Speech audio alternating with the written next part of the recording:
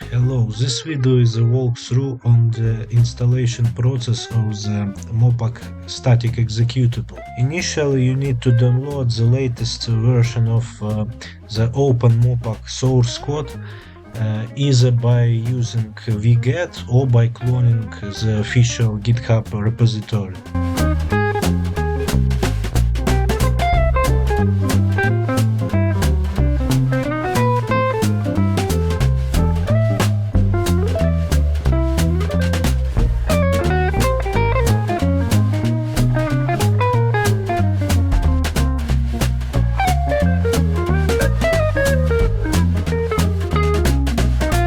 As the usual way of installing the MOPAC executable is to build it as a shared library. To make the static build of MOPAC executable, I had to download static libraries, including glib static, the static version of GNU-C library, libg fortran static, which is again the static version but of the GNU Fortran runtime library, and also libquadmas static, as well as static versions of BLAS and LAPAC libraries, on which MOPAC relies heavily when it comes to linear algebra operation. During default MOPAC installation, CMake tries to find shared BLAS and LAPAC libraries, so we need to turn them off and explicitly set those libraries to be static, and also we need to explicitly state that this build is gonna be a static build. I didn't explicitly set OpenMP library to be static, as shared OpenMP libraries are present on the most operational systems, if those are not systems like embedded systems with limited resources. However, in this case, static OpenMP library was present on my operational system, which is Fedora, and the MOPAC executable was built as a fully static executable. I built MOPAC statically, as I plan on shipping it with my Rust crate. So you basically have two options.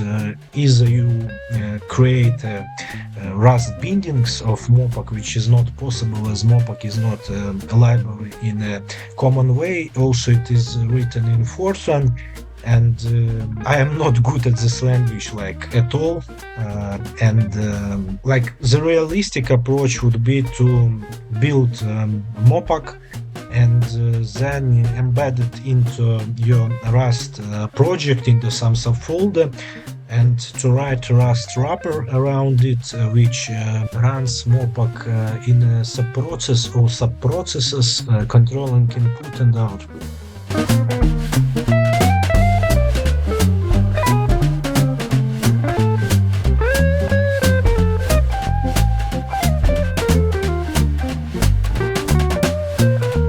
I decided to also test this static MOPAC executable on the WSL2 Ubuntu by running actual calculations using AM1 semi-empirical method to compute charges, and I found that it works just fine. In the future, I might also record a video on how to build MOPAC statically on Windows, and I expect it to be, of course, much more difficult as compared to Linux installation, which is relatively straightforward.